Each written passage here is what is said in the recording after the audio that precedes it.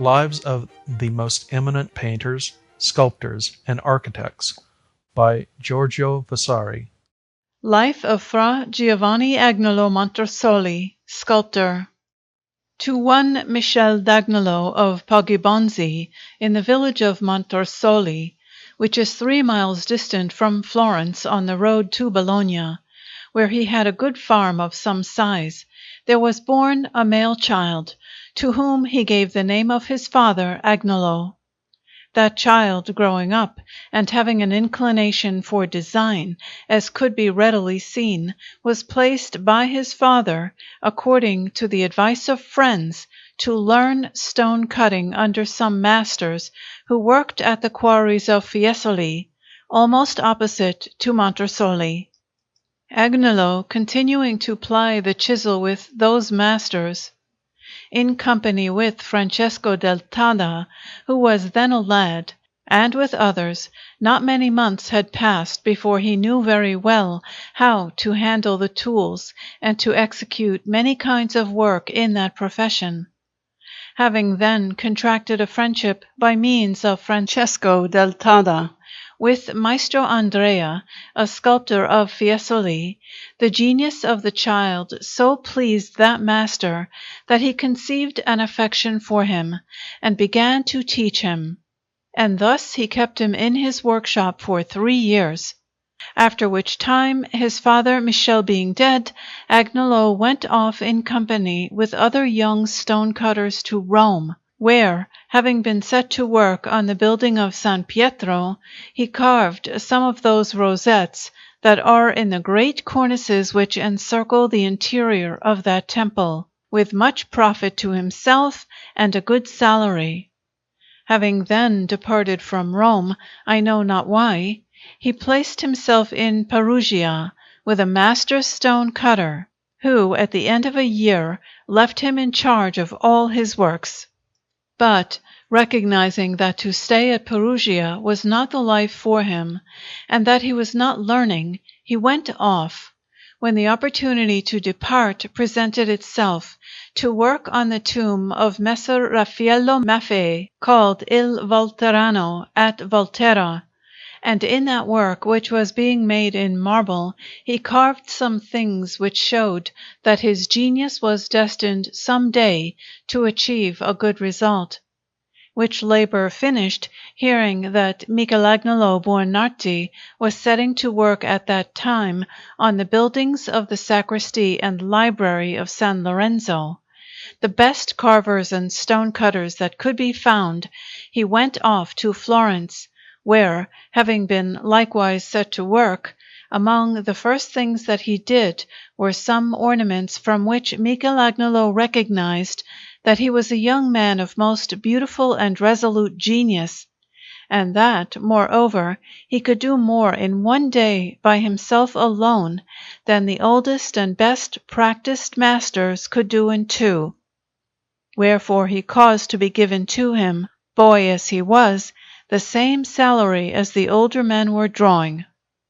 These buildings being then suspended in the year 1527 on account of the plague and for other reasons, Agnolo, not knowing what else to do, went to Poggibonzi, from which place his father and grandfather had their origin. And there he remained for a time with Messer Giovanni Norchiati, his uncle, a pious and well-lettered man, doing nothing but draw and study. But in the end, seeing the world turned topsy-turvy, a desire came to him to become a monk, and to give his attention in peace to the salvation of his soul, and he went to the hermitage of Camaldoli. There, making trial of that life, and not being able to endure the discomforts, fastings, and abstinences, he did not stay long. But nevertheless, during the time that he was there, he became very dear to those fathers, for he was of an excellent disposition. And during that time his diversion was to carve heads of men and of various animals, with beautiful and fanciful inventions, on the ends of the staves, or rather sticks, that those holy fathers carry, when they go from Camaldoli to the Hermitage, or for recreation into the forest, at which time they have a dispensation from silence. Having departed from the Hermitage with the leave and good will of the principal, he went off to Lavernia, as one who was drawn at all costs to become a monk, and stayed there a while, frequenting the choir and mixing with those fathers. But that life also did not please him, and after having received information about the life in many religious houses of Florence and Arezzo, he left Lavernia and went to those places, and finally, not being able to settle in any other in such a manner as to have facilities for attending both to drawing and to the salvation of his soul, he became a friar in the Ingesuati at Florence, without the Porta a Pinti, and was received by them very willingly, for they gave their attention to making windows of glass, and they hoped that he would be of great assistance and advantage to them in that work. Now those fathers, according to the custom of their life and rule, do not say Mass, and keep for that purpose a priest to say Mass every morning. And they had at that time as their chaplain a certain Fra Martino of the Servite Order, a person of passing good judgment and character. That Fra Martino, having recognized the young man's genius, reflected that he was little able to exercise it among those fathers who do nothing but say paternosters, make windows of glass, distill waters, and lay out gardens, with other such like pursuits, and do not study or give their attention to letters. And he contrived to say and do so much that the young man, going forth from the Ingesuati, assumed the habit among the Servite friars of the Nunziata in Florence on the 7th day of October in the year 1530, receiving the name of Fra Giovanni Agnolo.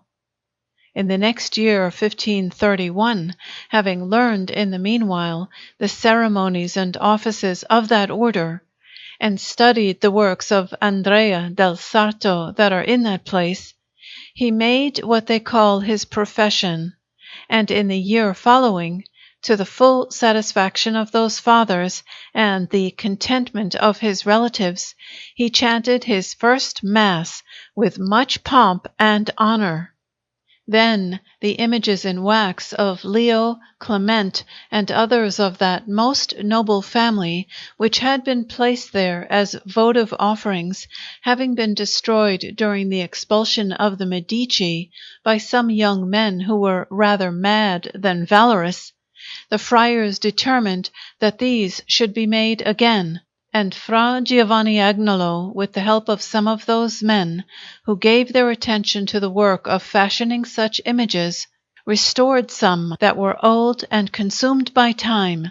and made anew those of Pope Leo and Pope Clement, which are still to be seen there,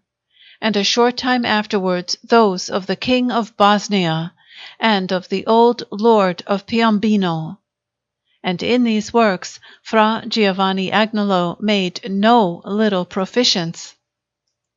Meanwhile, Michelangelo, being in Rome with Pope Clement, who desired that the work of San Lorenzo should be continued, and had therefore had him summoned, His Holiness asked him to find a young man who might restore some ancient statues in the Belvedere, which were broken. Whereupon Buonarroti, remembering Fra Giovanni Agnolo, proposed him to the Pope, and His Holiness demanded him in a brief from the General of the Servite Order, who gave him up because he could not do otherwise, and very unwillingly. Arriving in Rome, then, the friar, laboring in the rooms of the Belvedere that were given to him by the Pope to live and work in, restored the left arm that was wanting to the Apollo, and the right arm of the Laocoon, which statues are in that place, and likewise gave directions for restoring the Hercules. and since the Pope went almost every morning to the Belvedere for recreation, and, to say the office, the friar made his portrait in marble, and that so well that the work brought him much praise, and the Pope conceived a very great affection for him,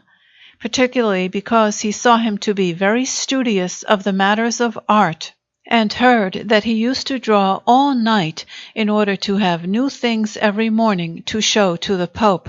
who much delighted in them.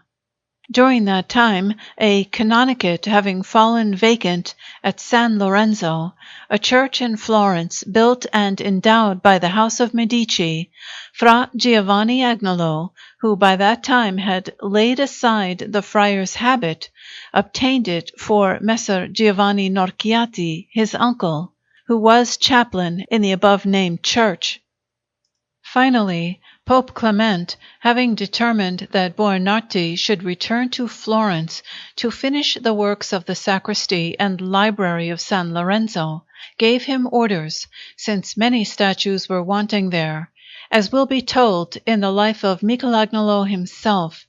that he should avail himself of the most able men that could be found, and particularly of Fra Giovanni Agnolo, employing the same methods as had been adopted by Antonio da San Gallo, in order to finish the works of the Madonna di Loreto. Having therefore made his way with the freight to Florence, Michelangelo, in executing the statues of Duke Lorenzo and Duke Giuliano, employed the freight much in polishing them and in executing certain difficult undercuttings, with which occasion Fra Giovanni Agnolo learned many things from that truly divine man, standing with attention to watch him at work, and observing every least thing.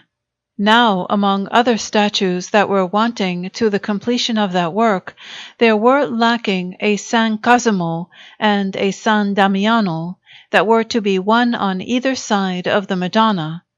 and Michelangelo gave the San Damiano to Raffaello da Montelupo to execute, and to the freight the San Cosimo, commanding the latter that he should work in the same rooms where he himself had worked and was still working. Having therefore set his hand with the greatest zeal to that work, the freight made a large model of the figure, which was retouched by Buonarroti in many parts. Indeed, Michelangelo made with his own hand the head and the arms of clay, which are now at Arezzo, held by Vasari among his dearest treasures in memory of that great man. There were not wanting many envious persons who blamed Michelangelo for his action, saying that in allotting that statue he had shown little judgment and had made a bad choice. But the result afterwards proved, as will be related, that Michelangelo had shown excellent judgment, and that the freight was an able man. When Michelangelo, with the assistance of Fra Giovanni Agnolo, had finished and placed in position the statues of Duke Giuliano and Duke Lorenzo, being summoned by the Pope, who wished that arrangements should be made for executing in marble the façade of San Lorenzo, he went to Rome, but he had not made a long stay there, when, Pope Clement dying, everything was left unfinished. At Florence, the statue of the Frate, unfinished as it was, together with the other works, was thrown open to view, and was very highly extolled. And in truth, whether it was his own study and diligence, or the assistance of Michelangelo, it proved in the end to be an excellent figure, and the best that Fra Giovanni Agnolo ever made among all that he executed in the whole of his life, so that it was truly worthy to be placed where it was. Buonarroti, being freed by the death of the Pope from his engagements at San Lorenzo, turned his attention to discharging his obligations in connection with the tomb of Pope Julius II. But since he had need of assistance for this, he sent for the Frate. But Fra Giovanni Agnolo did not go to Rome until he had finished entirely the image of Duke Alessandro for the Nunziata,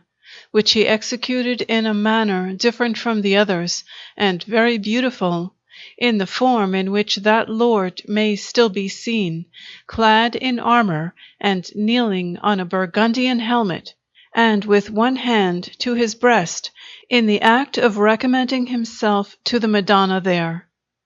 That image finished, he then went to Rome, and was of great assistance to Michelangelo in the work of the above-mentioned tomb of Julius II. Meanwhile, Cardinal Ippolito de' Medici heard that Cardinal de Tournon had to take a sculptor to France to serve the king, and he proposed to him Fra Giovanni Agnolo, who, being much exhorted with good reasons by Michelangelo, went with that same Cardinal de Tournon to Paris. Arriving there, he was introduced to the king, who received him very willingly, and shortly afterward assigned to him a good allowance, with the command that he should execute 4 large statues. Of these the Frate had not yet finished the models, when, the king being far away, and occupied in fighting with the English on the borders of his kingdom, he began to be badly treated by the treasurers, not being able to draw his allowances and have whatever he desired, according as had been ordained by the king. At which feeling great disdain, for it appeared to him that in proportion as these arts and the men of the arts were esteemed by that magnanimous king, even so they were disprized and put to shame by his ministers, he departed, notwithstanding that the treasurers, who became aware of his displeasure, paid him his overdue allowances down to the last farthing. It is true that before setting out he gave both the king and the cardinal to know by means of letters that he wished to go away. Having therefore gone from Paris to Lyons, and from there through Provence to Genoa, he had not been long there when, in company with some friends, he went to Venice, Padua, Verona, and Mantua, seeing with great pleasure buildings, sculptures, and pictures, and at times drawing them. But above all did the pictures of Giulio Romano in Mantua please him, some of which he drew with care.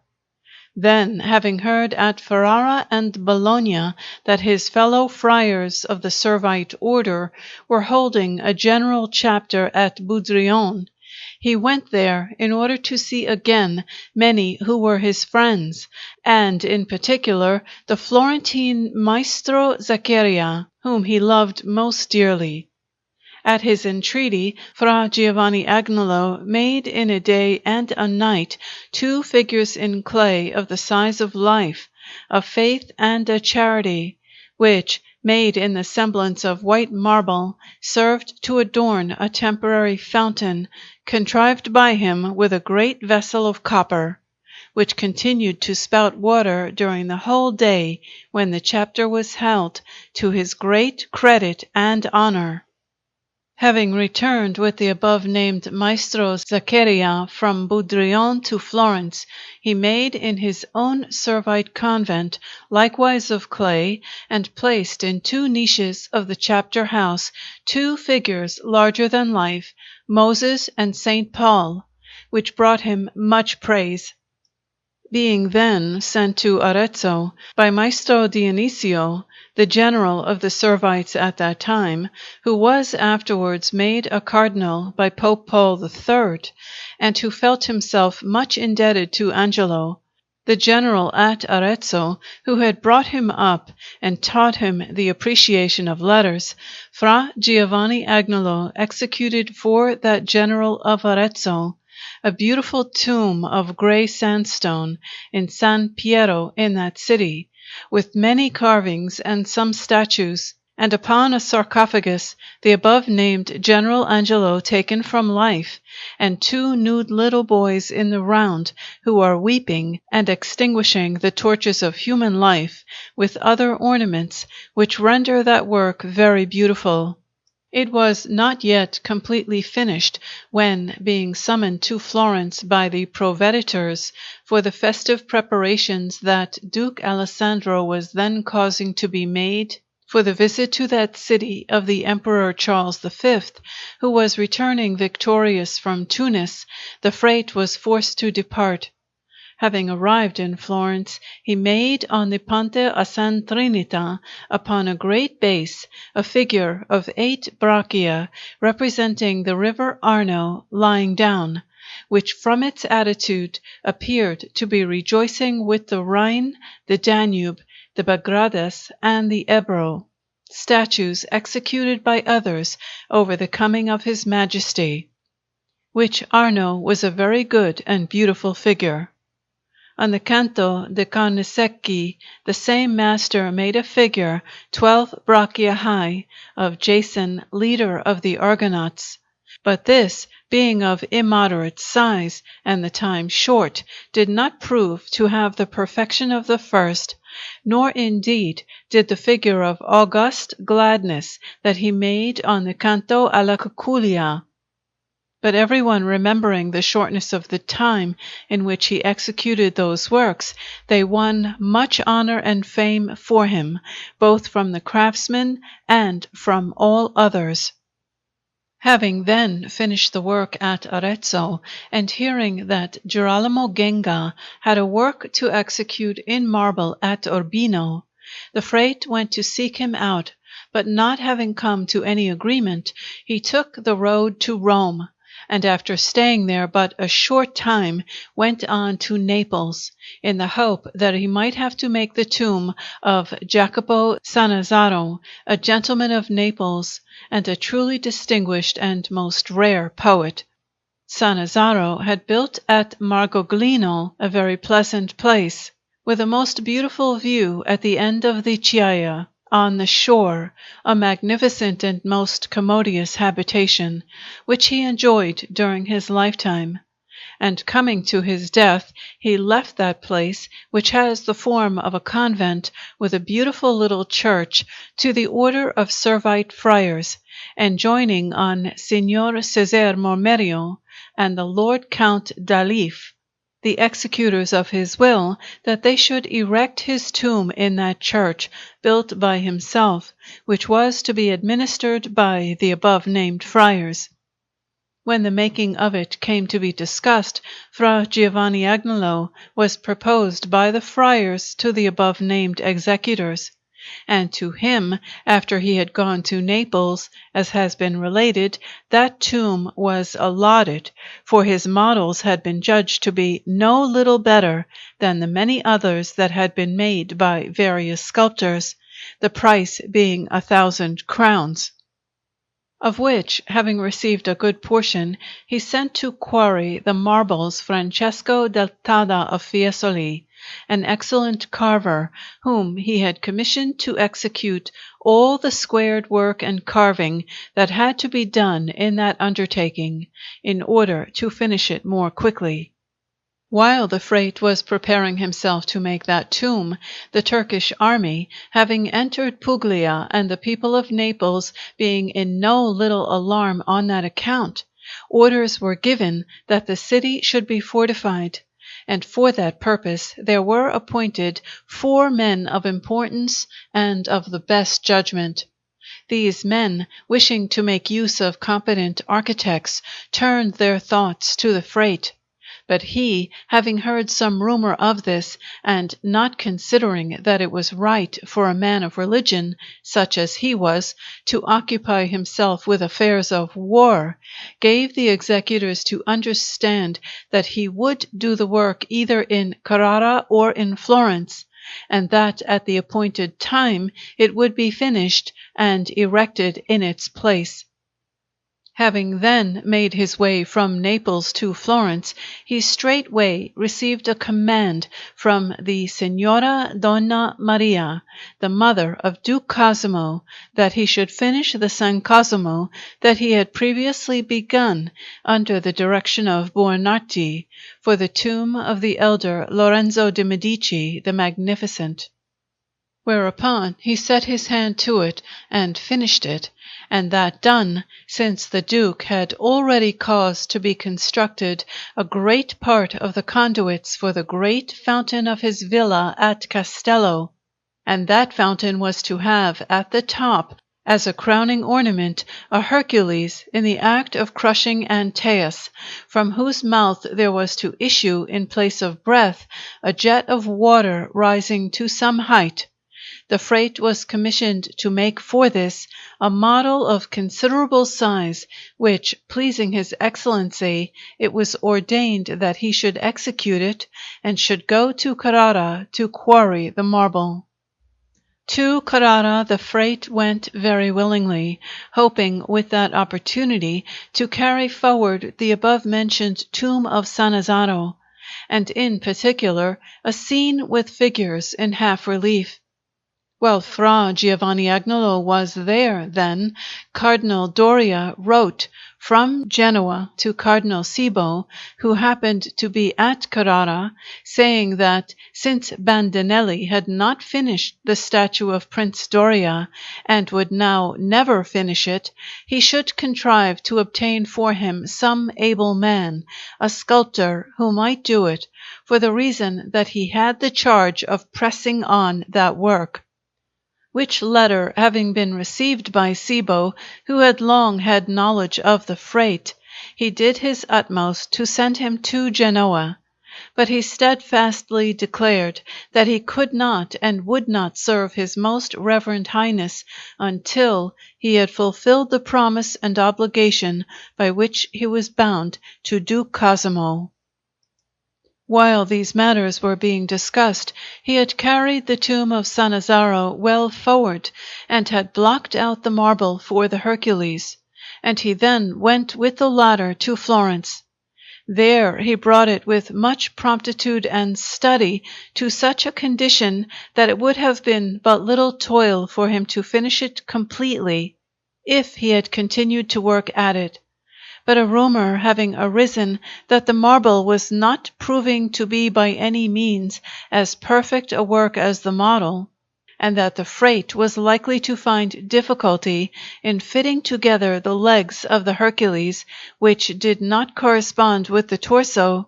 Messer Pier Francesco Riccio, the major domo, who was paying the Frate his allowance, let himself be swayed by that more than a serious man should have done, and began to proceed very cautiously with his payments, trusting too much to Bandinelli, who was leaning with all his weight against Fra Giovanni Agnolo, in order to avenge himself for the wrong which it appeared to him that master had done to him, by promising that he would make the statue of Doria when once free of his obligation to the Duke.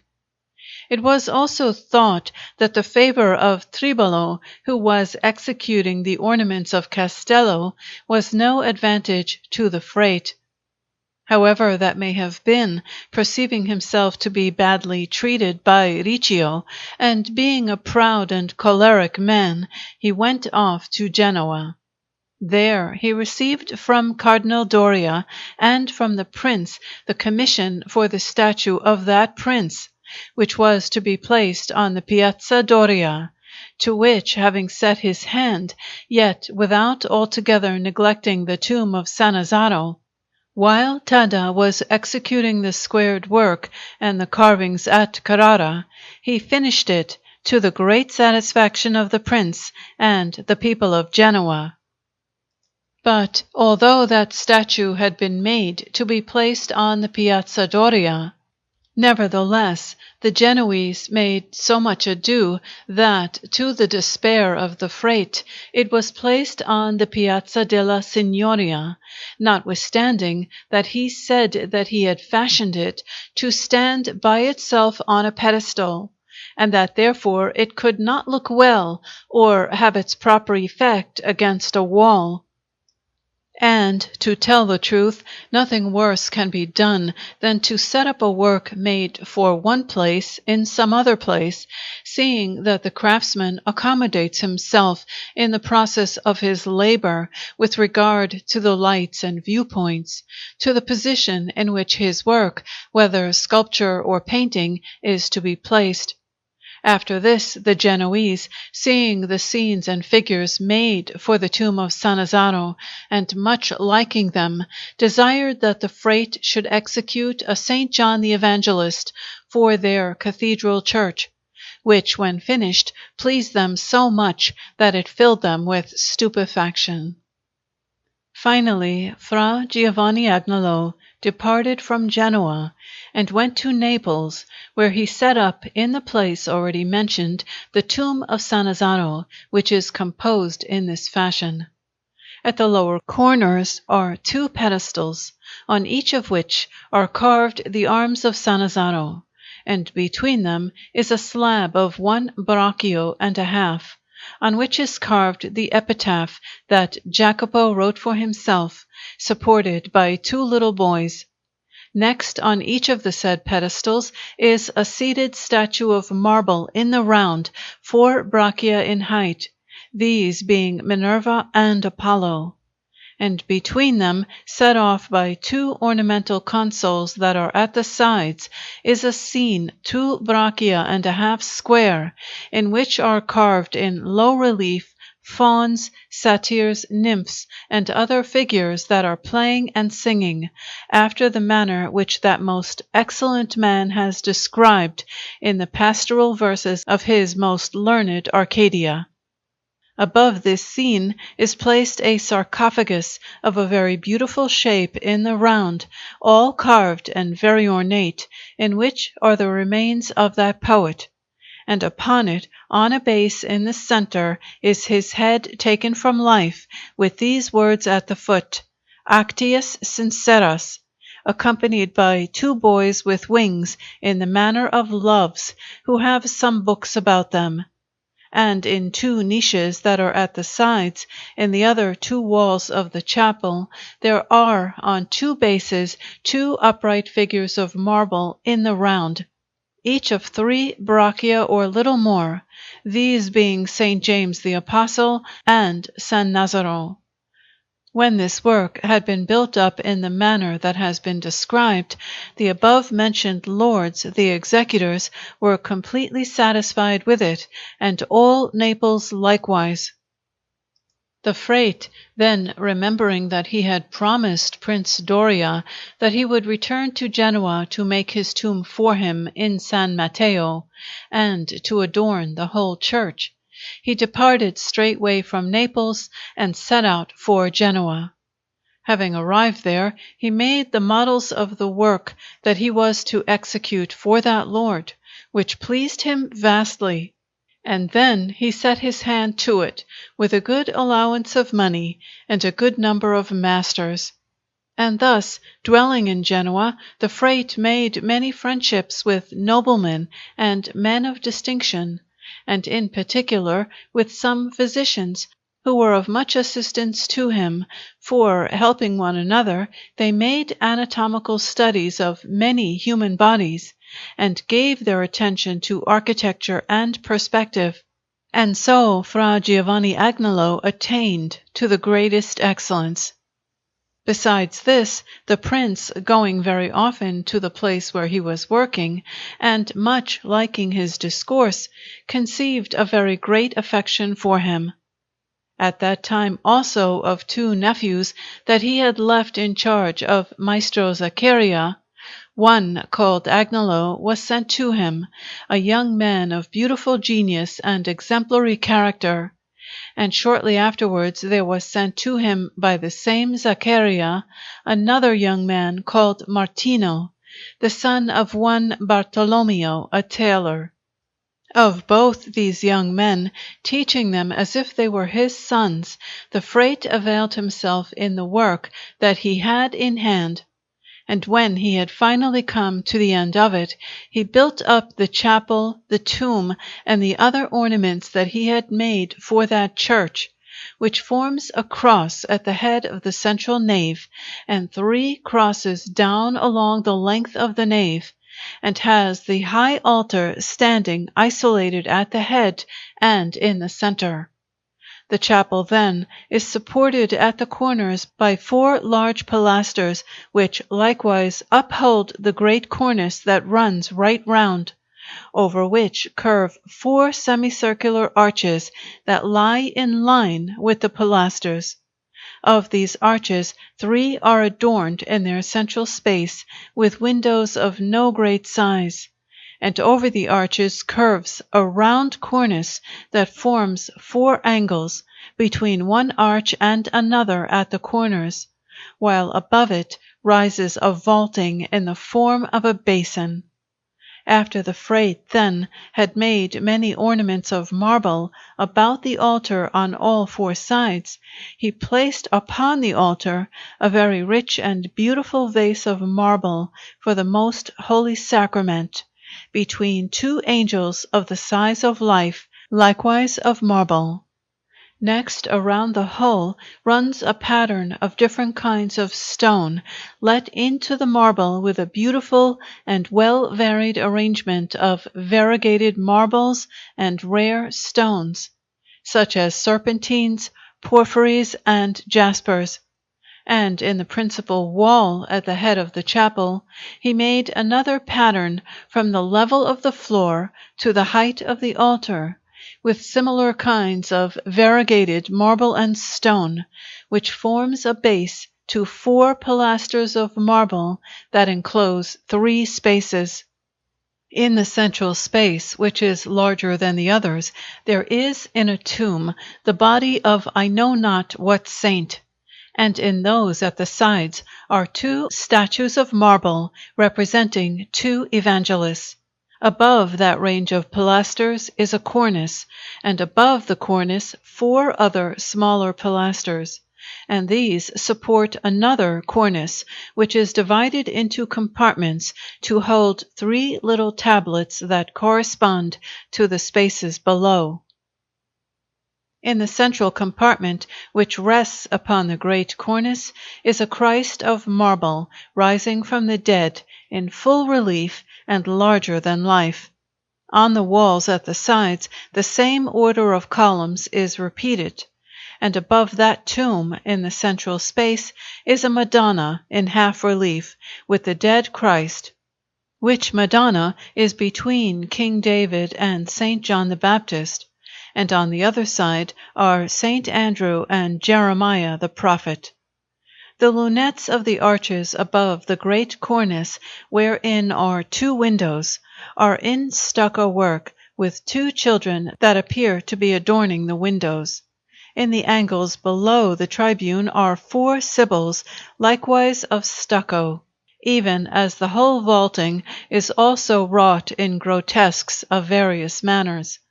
Beneath this chapel is built a subterranean chamber, wherein, after descending to it by a marble staircase, one sees at the head a sarcophagus of marble with 2 children upon it, in which was to be placed, as I believe was done after his death, the body of Signor Andrea Doria himself,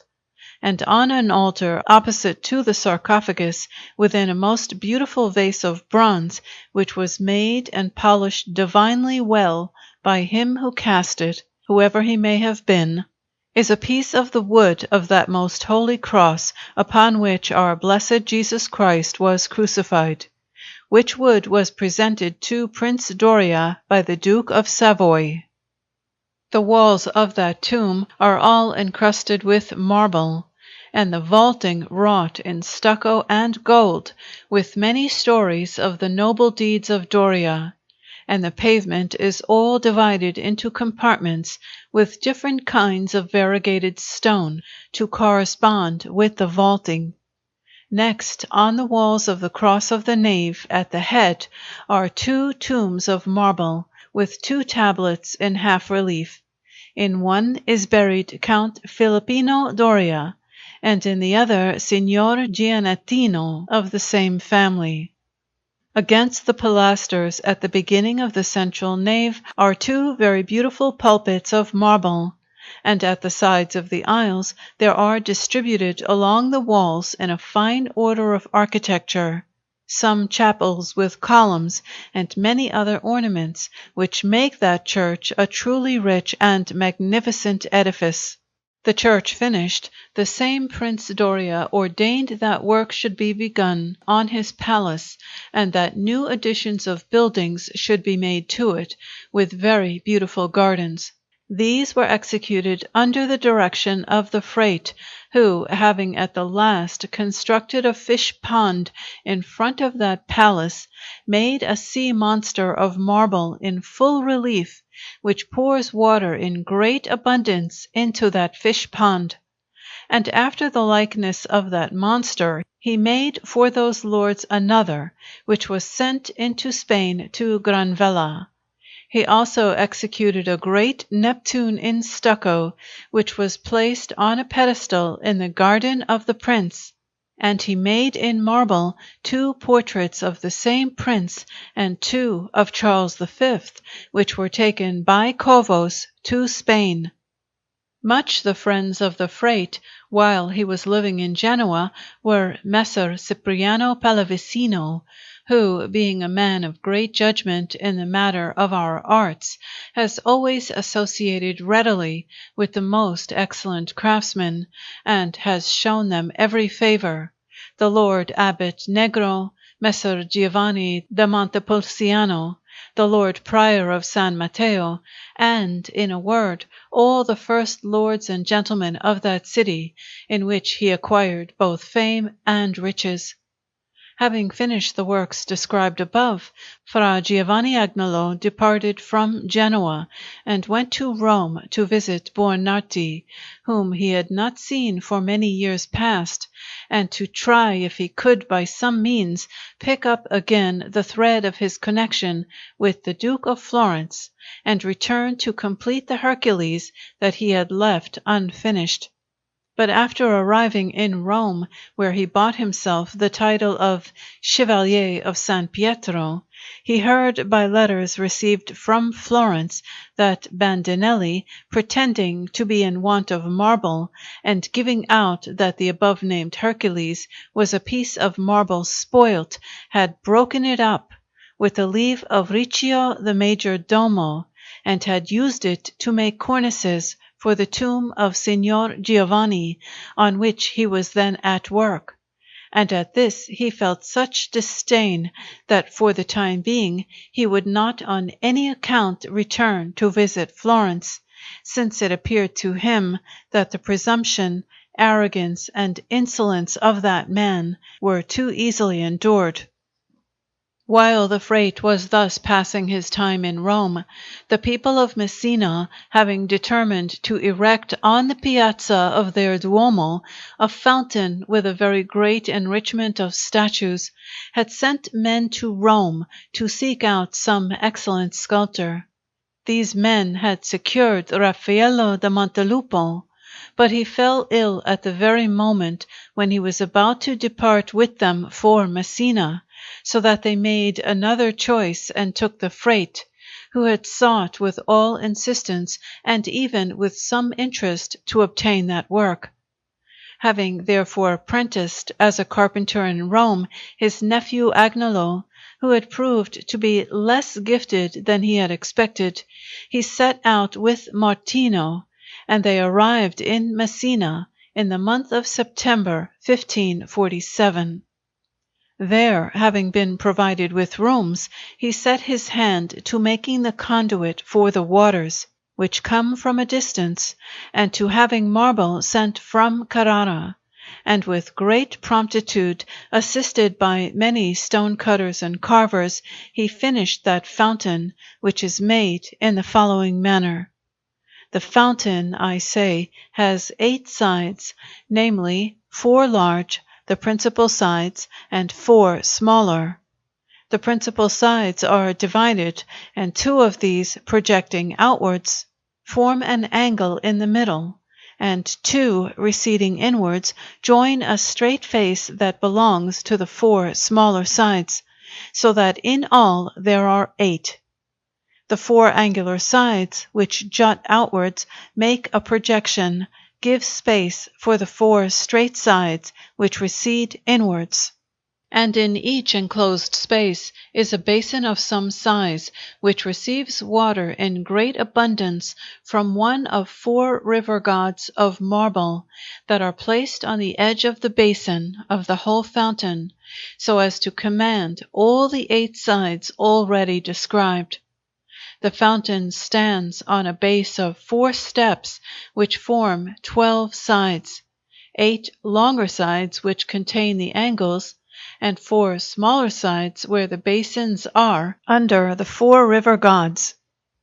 The borders of the fountain are 5 palms high, and at each of the corners, which in all cover 20 sides, there is a terminal figure as an ornament. The circumference of the first basin with 8 sides is 102 palms, and the diameter is 34, and in each of the above-named 20 sides is a little scene of marble in low relief, with poetical subjects appropriate to water and fountains, such as the horse Pegasus creating the Castalian fount, Europa passing over the sea, Icarus flying and falling into the same, Arethusa transformed into a fount, Jason crossing the sea with the golden fleece, Narcissus changed into a fount, and Diana in the water, and transforming Actaeon into a stag, with other such like stories. At the 8 angles that divide the projections of the steps of the fountain, which rises 2 steps towards the basins and river gods, and 4 towards the angular sides, are 8 sea monsters lying on certain dados, with their front paws resting on some masks that pour water into some vases. The river gods, which are on the border, and which rest within the basin on dados so high that they appear as if sitting in the water, are the Nile with 7 little boys, the Tiber surrounded by an infinite number of palms and trophies, the Ebro with many victories of Charles V, and the river Cumano near Messina, from which the waters for the fountain are taken, with some stories and nymphs executed with beautiful conceptions. Up to this level of 10 palms there are 16 jets of water, very abundant. 8 come from the masks already mentioned, 4 from the river gods, and 4 from some fishes 7 palms high, which, standing upright in the basin, with their heads out, spout water towards the larger sides. In the center of the octagonal basin, on a pedestal 4 palms high, are sirens with wings in place of arms, 1 at each corner. And above these sirens, which are twined together in the center, are 4 tritons, 8 palms high, which likewise have their tails twined together, and with their arms they support a great tazza, into which water is poured by 4 masks superbly carved. From the center of that tazza rises a round shaft that supports 2 most hideous masks, representing Scylla and Charybdis, which are trodden under foot by 3 nude nymphs, each 6 palms high, above whom is placed the last tazza, which is upheld by them with their arms. In that tazza 4 dolphins, with their heads down and their tails raised on high, forming a base, support a ball, from the center of which, through 4 heads, there issues water that spouts upwards, and so also from the dolphins, upon which are mounted 4 naked little boys. On the topmost summit, finally, is a figure in armor, representing the constellation of Orion, which has on the shield the arms of the city of Messina, of which Orion is said, or rather is fabled, to have been the founder. Such then is that fountain of Messina, although it is not so easy to describe it in words as it would be to picture it in drawing. And since it much pleased the people of Messina, they caused him to make another on the shore where the customs house is, which also proved to be beautiful and very rich. Now, although that fountain has in like manner 8 sides, it is nevertheless different from that described above, for it has 4 straight sides that rise 3 steps, and 4 others smaller that are semicircular, and upon these stands the fountain with its 8 sides. The borders of the great basin on the lower level have at each angle a carved pedestal of an equal height, and in the center of 4 of them, on the front face, is another pedestal. On each side, where the steps are semicircular, there is an elliptical basin of marble, into which water pours in great abundance through 2 masks that are on the parapet below the carved border. In the center of the great basin of the fountain is a pedestal high in proportion, on which are the arms of Charles V. At each angle of that pedestal is a sea-horse, which spouts water on high from between its feet, and in the frieze of the same, beneath the upper cornice, are 8 great masks that pour jets of water downwards.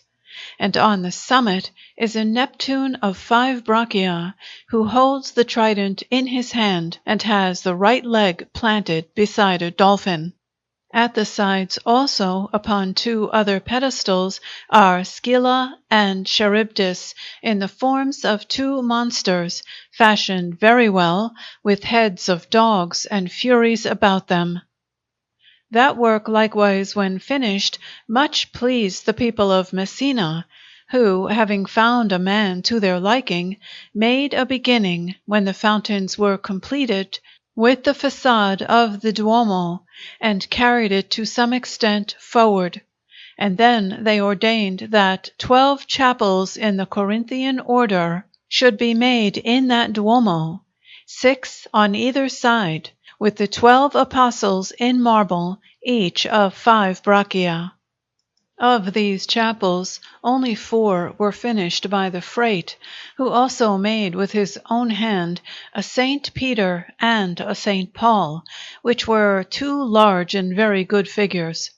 He was also commissioned to make a Christ of marble for the head of the principal chapel, with a very rich ornament all around, and a scene in low relief between each of the statues of the apostles.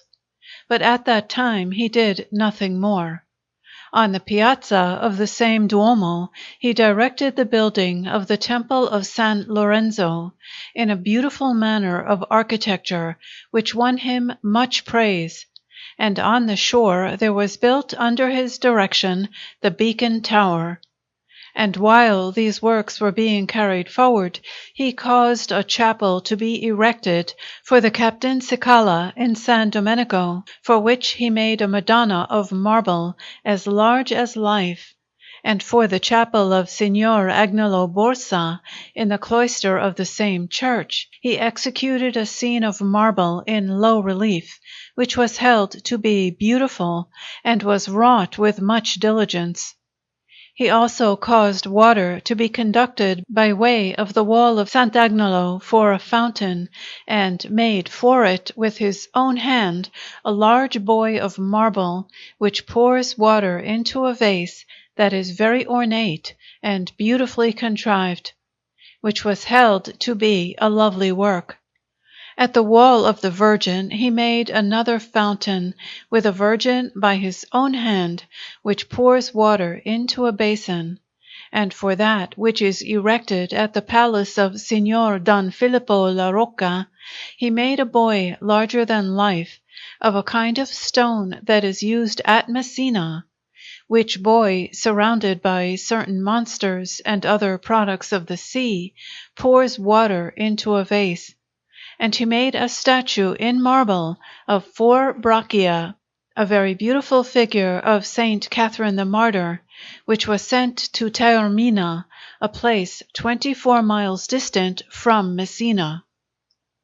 Friends of Fra Giovanni Agnolo, while he was living at Messina, were the above-named Signor Don Filippo La Rocca and Don Francesco of the same family, Messer Bardo Corsi, Giovan Francesco Scali, and Messer Lorenzo Borghini, all three Florentine gentlemen then in Messina,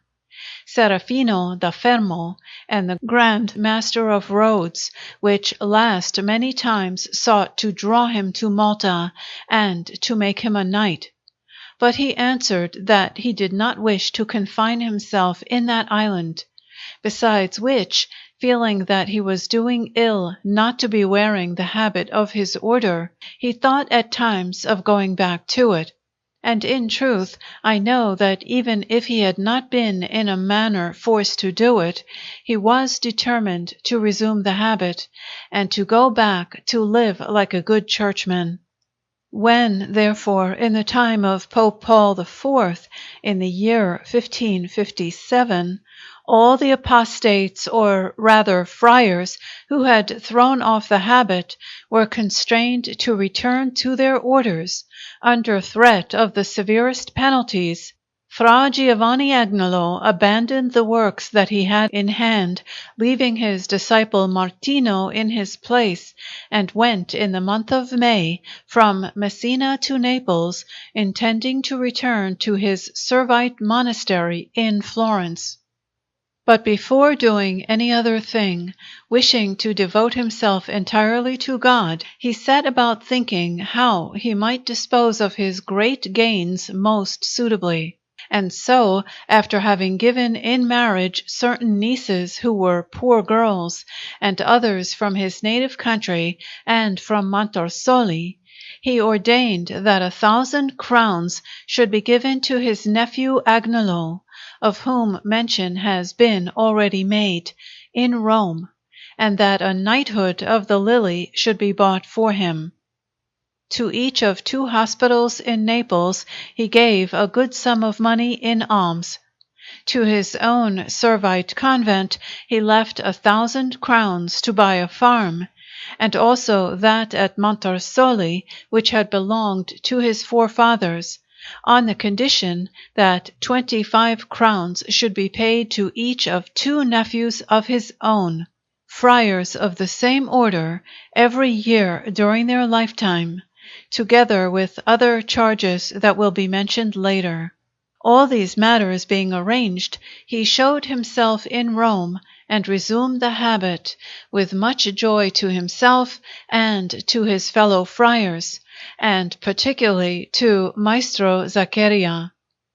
Then, having gone to Florence, he was received and welcomed by his relatives and friends with incredible pleasure and gladness. But although the Frate had determined that he would spend the rest of his life in the service of our Lord God and the salvation of his soul, and live in peace and quietness,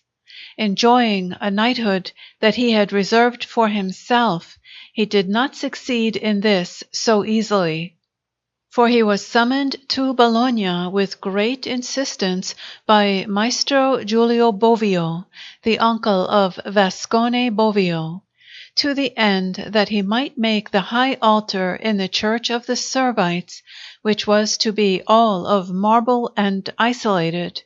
and in addition a tomb with figures, richly decorated with variegated stone and incrustations of marble. And he was not able to refuse him, particularly because that work was to be executed in a church of his order.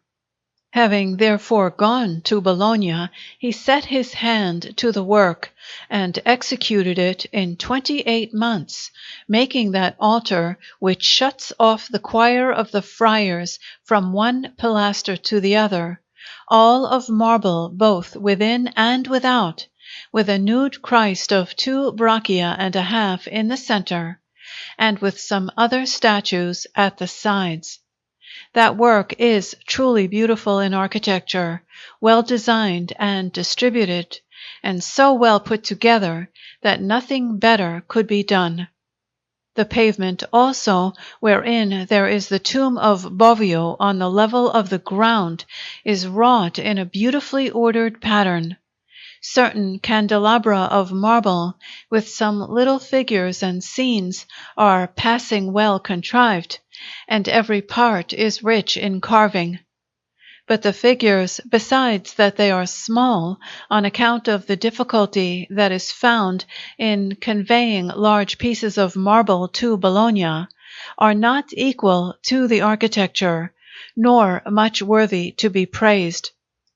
While Fra Giovanni Agnolo was executing that work in Bologna, he was ever pondering, as one who was not yet firmly resolved in the matter, in what place among those of his order he might be able most conveniently to spend his last years.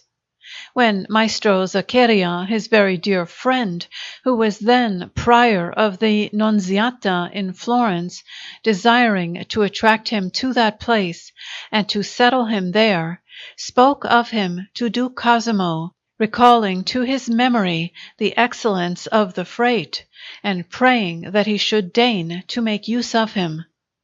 To which the Duke, having answered graciously, saying that he would avail himself of the Frate as soon as he had returned from Bologna, Maestro Zaccaria wrote to him of the whole matter, and then sent him a letter of Cardinal Giovanni de' Medici, in which that lord exhorted him that he should return to his own country to execute some important work with his own hand.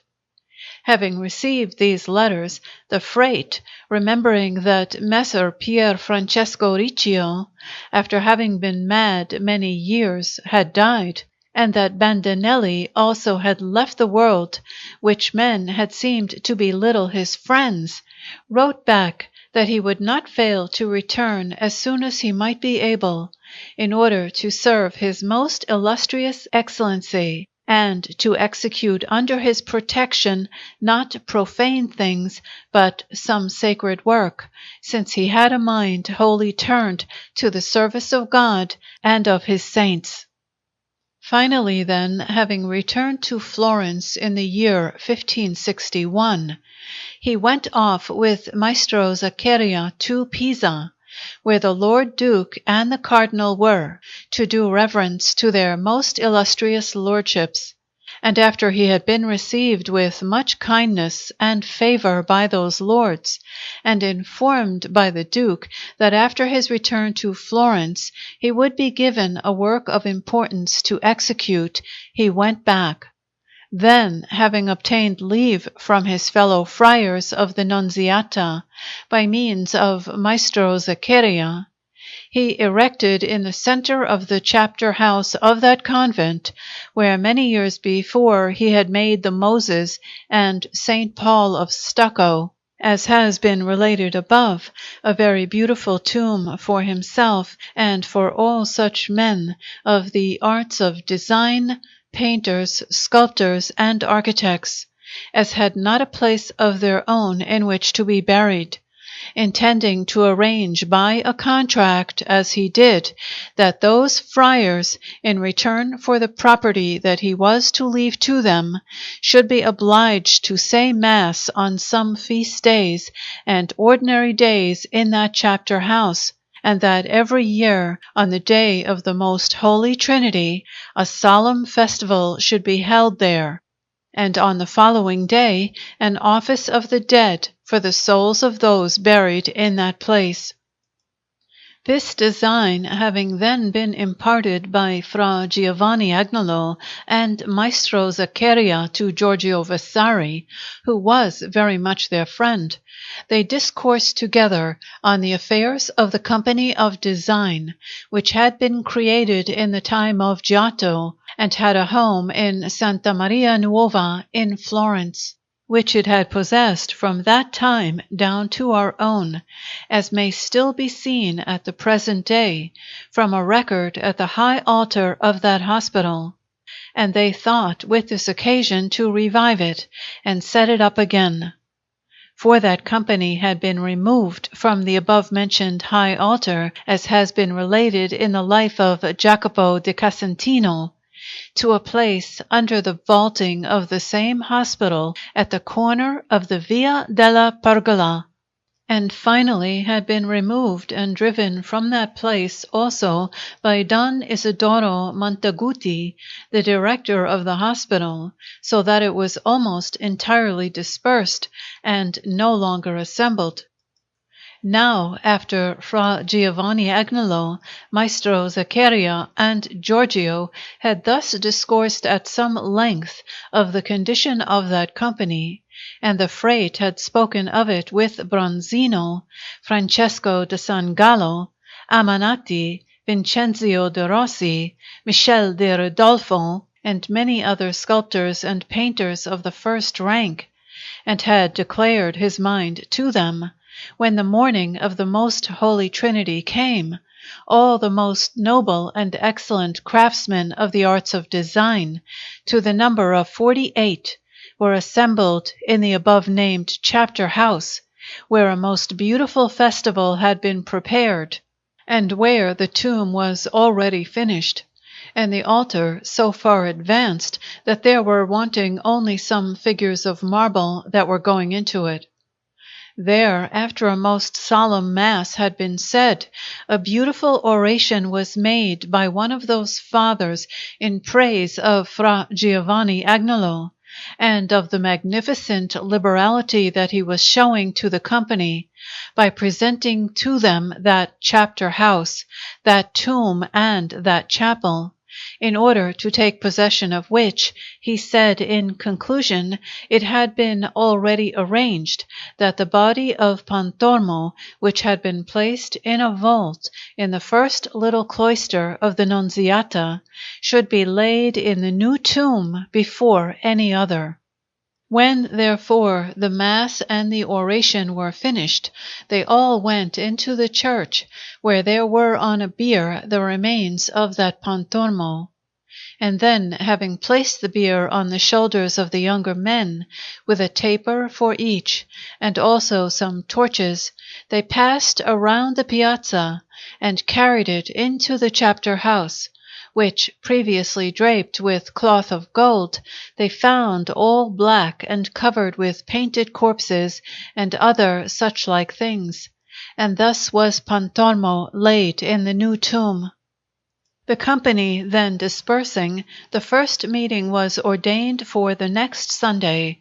when, besides settling the constitution of the company, they were to make a selection of the best, and create an academy, with the assistance of which those without knowledge might learn,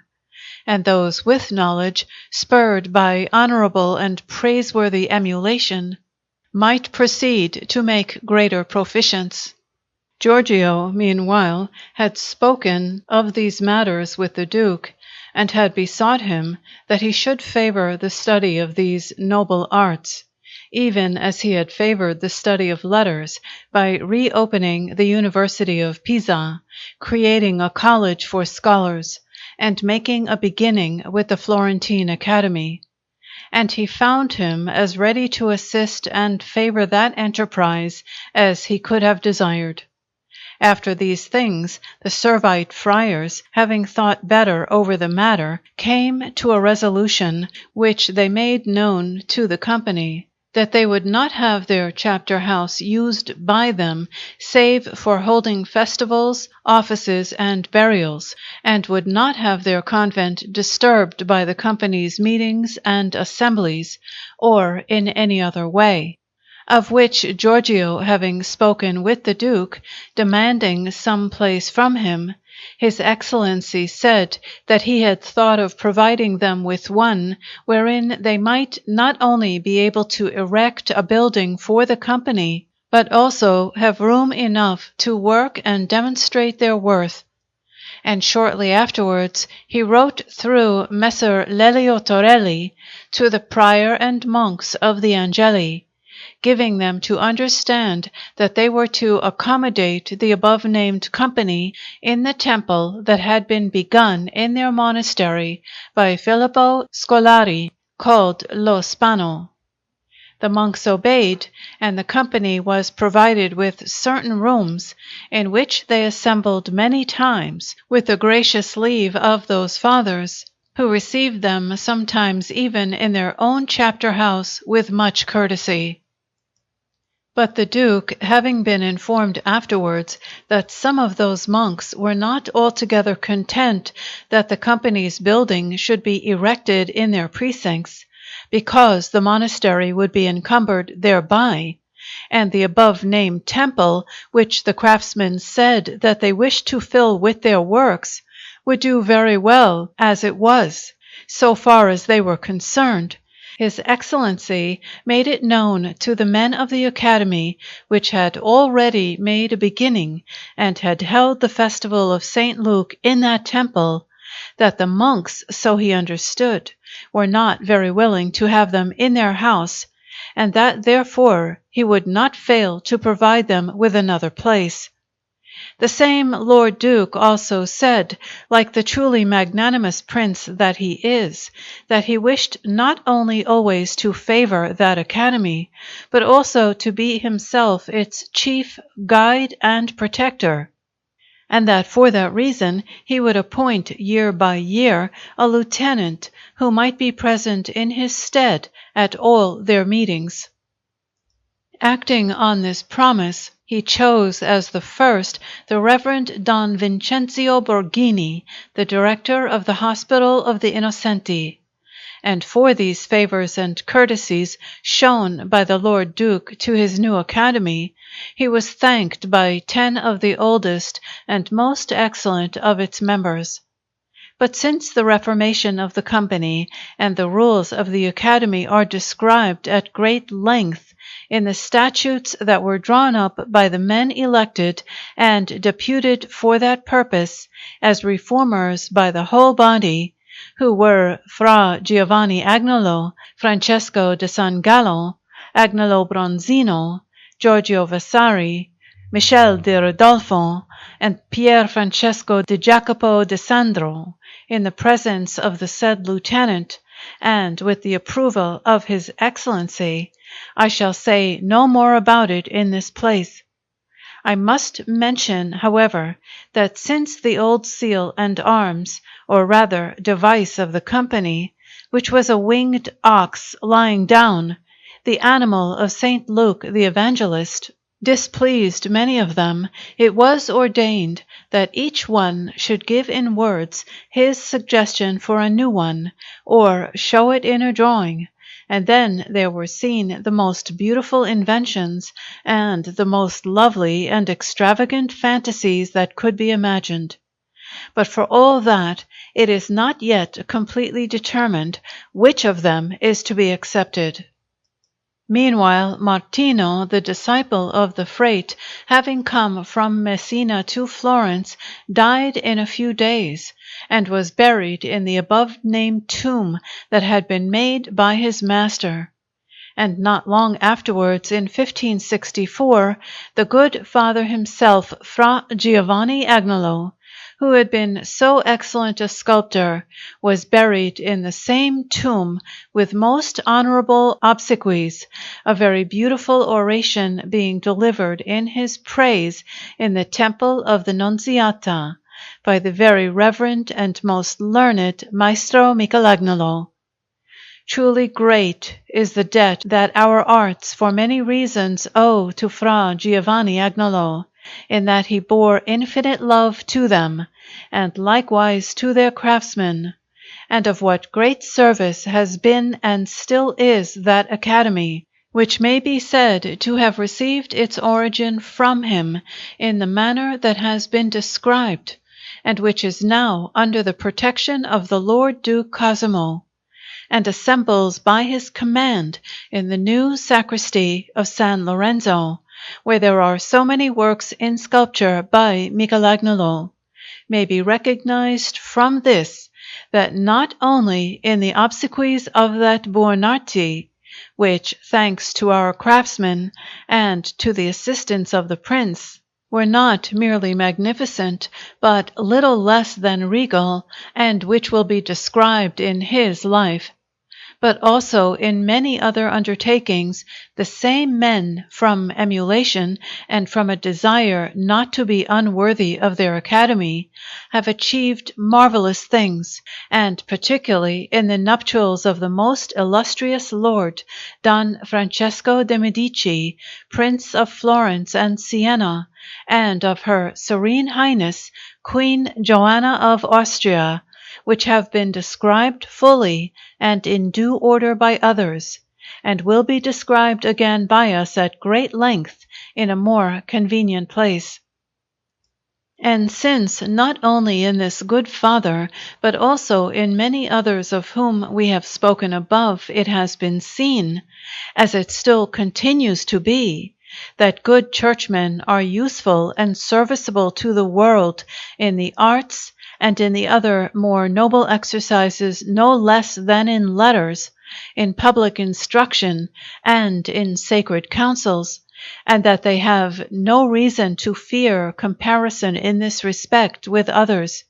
It may be said that there is probably no truth whatever in that which certain persons, influenced more by anger or by some private spite than by reason and love of truth, declare so freely of them, namely, that they devote themselves to such a life because from poverty of spirit they have not, like other men, the power to make a livelihood, for which may God forgive them. Fra Giovanni Agnolo lived 56 years and died on the last day of August, 1563.